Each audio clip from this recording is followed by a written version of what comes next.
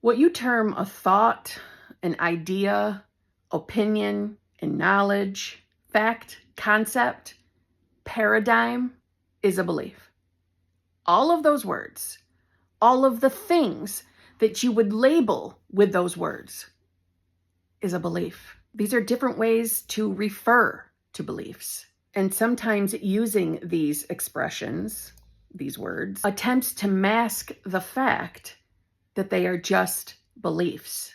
Now, reality creation acknowledges some fundamental paradigms of existence, but also these are beliefs nonetheless, and beliefs can be changed. Therefore, reality can change.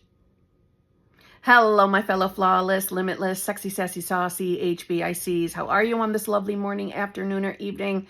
How are you all? I hope you're all doing fabulous. I hope you're all choosing to be the versions of yourself that have exactly what you want. Now, I'm recording this video very, very quickly because I'm really, really short of time today, but I know this is going to help a lot of you out there.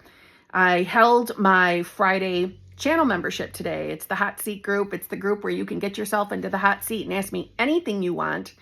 And I really encourage you to take a look at my VIP, the Advanced Manifestors group. That's the group where we deep dive manifestation, but it gives you automatic. If you are in the VIP, the Advanced Manifestors, it gives you free access to all of the channel memberships. So you get 3 for the price of 1, essentially, right? 1 price, 3 channel memberships. Anyway, we always have really, really, really good discussions in all 3 groups. And most of the time, what happens if you yourself don't get into the hot seat, someone else is going to. And their question is going to somehow reflect either your exact circumstance or the question you wanted to ask. You're going to get your answers anyway. So I really encourage you to take a look at the different groups. I think you will really enjoy them. But you can tell by the topic or how I started this video.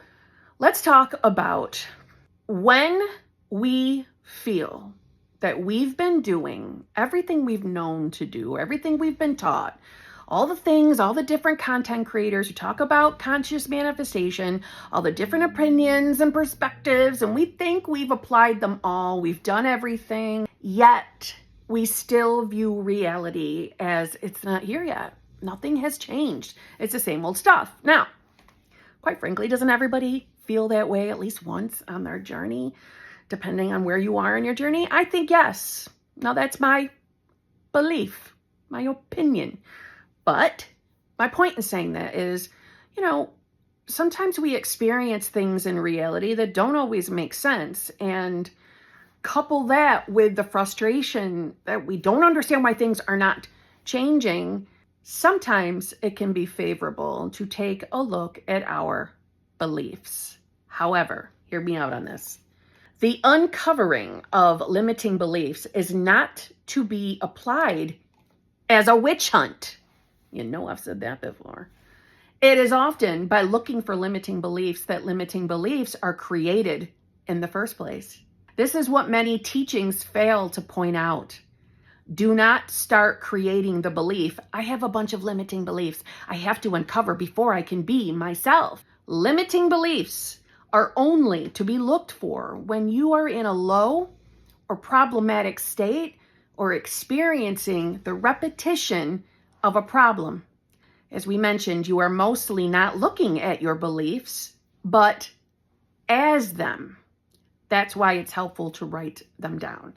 Presupposing that you have a bunch of hidden, deep, super subconscious beliefs you have to figure out or release before you can move on is a very limiting belief in of itself.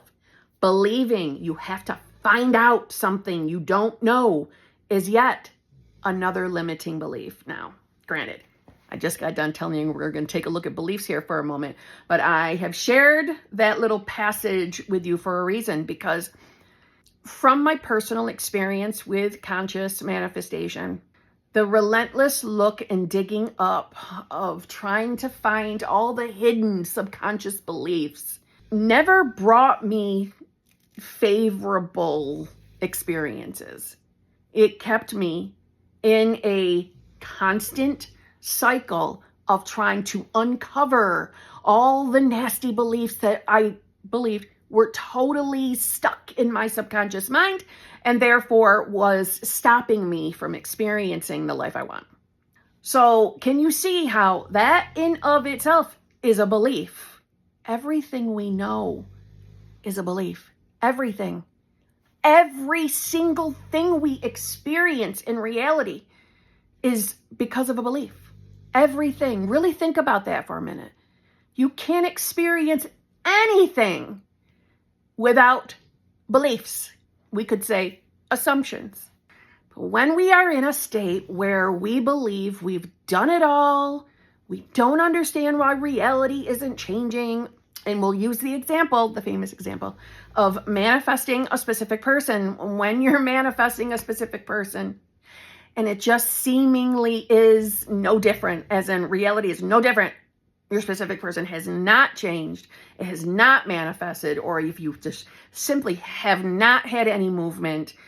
I mean, outside of the obvious being, well, that description is a belief. It's telling you what you've been resonating with, what you've been, I could say, vibrating as, or what you've been believing about yourself. My dogs couldn't care less about this conversation.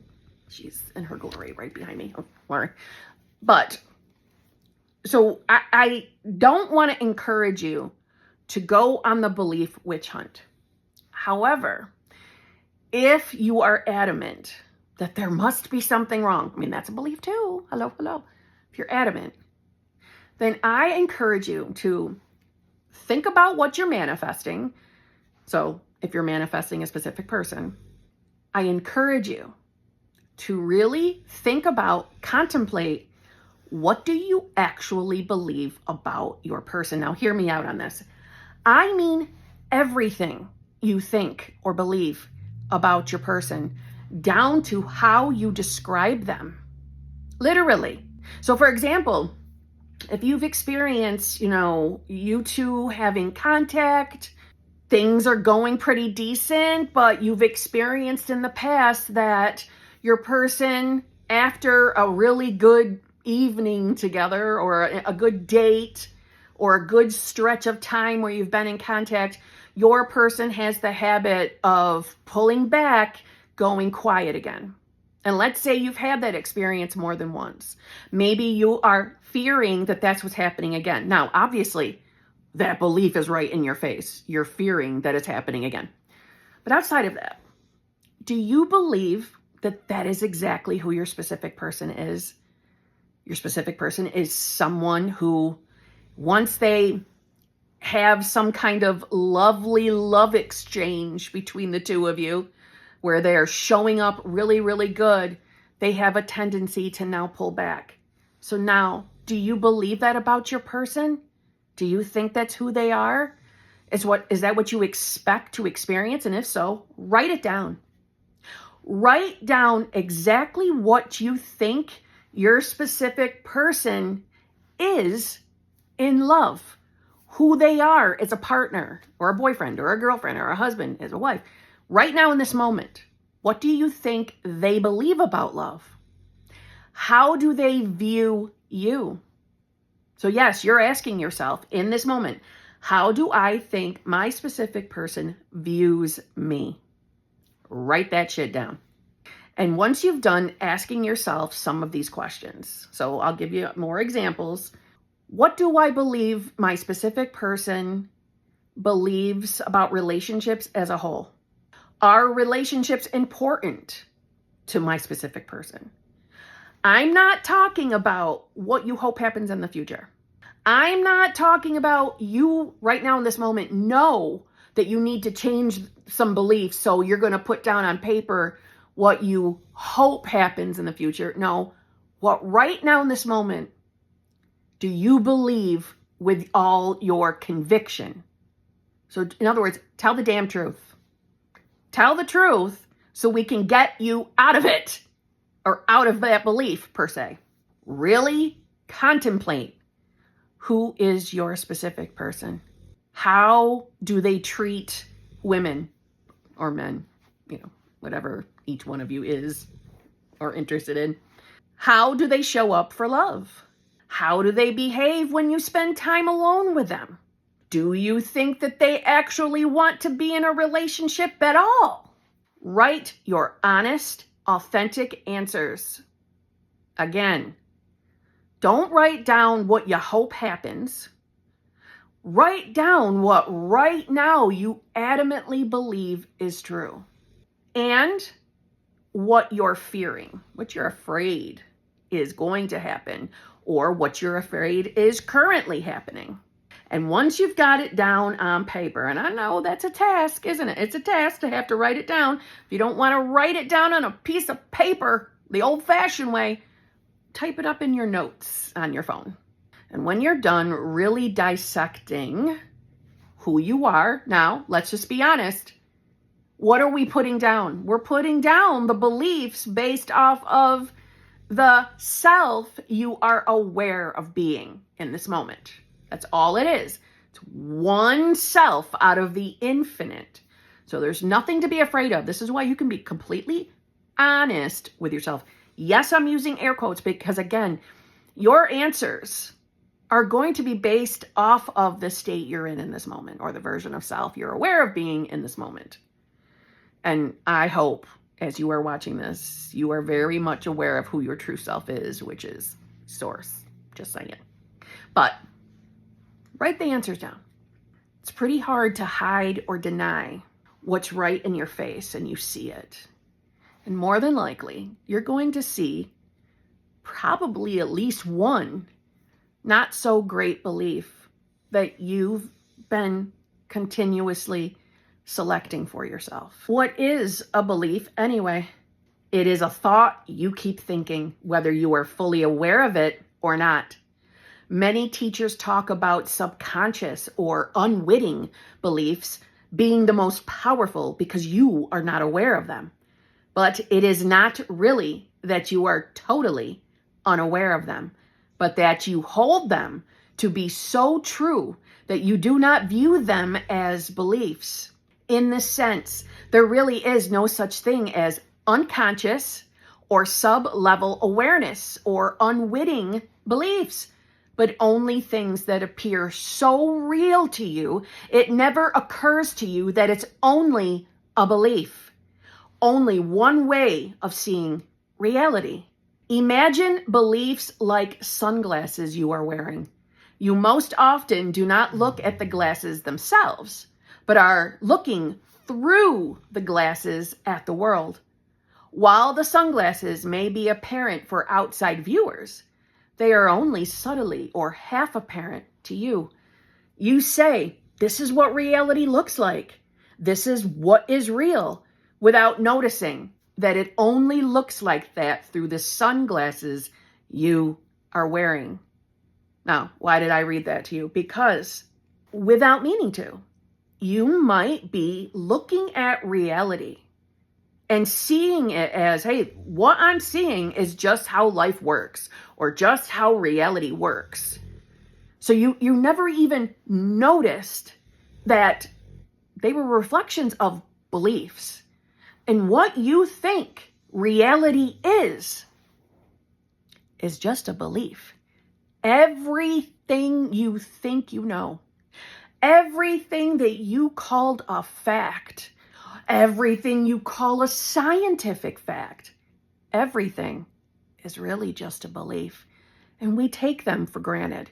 We assume things are just what they are. Now, again, I know most of you, if you're watching this content and you're doing your best to ignore my dog snoring, you're probably already very awake to the idea that beliefs are out picturing around you, right? This is not something new. But like the example I'm going to continue with the specific person, there are some things that maybe you're so inherently believing about your specific person that you haven't recognized that they are just beliefs. So we'll use an example, again, keeping with the specific person idea, using the idea that your specific person, we'll say, is stubborn, really, really stubborn. That's just who they have always presented themselves to be. So you have taken for granted this is specific person's personality. Well, no, it's a belief. And maybe what started the belief that they are stubborn was never really they were stubborn to begin with, but it was your interpretation of a behavior that you perceived as being stubborn, and then you slapped that title on them. So you slapped that meaning. You gave them that personality trait. Do you see what I mean? So there's choices, and there are things that you are in conviction of are very, very real, and they're very much happening that you're in conviction of, right? You think it's just so real, real, real that you're not recognizing is only a reflection of a belief. Or you could say the reflection of who you believe you are. So write it down there. It's now in your face so you can see what you've been sincerely believing about whatever it is you're manifesting. Everything is changeable. Everything is malleable. Everything is fluid. You are like fluid. You move through states of consciousness like water, like fluid, all the time. So nothing is permanent out here unless you prefer it to be. There's nothing stopping or preventing your manifestation from happening. Nothing. And your beliefs, your decisions on who you are is what is creating, manifesting, projecting reality around you. My God. Before she sucks all the air out of the room, I'm going to end this video. Thank you very much for watching. I hope this has helped someone out there. I'm telling you, if your manifestation isn't right here in front of your face, it's not because the answer is no. No, there are no limits to what you can have or experience. None. Because you are a limitless being. And think about it.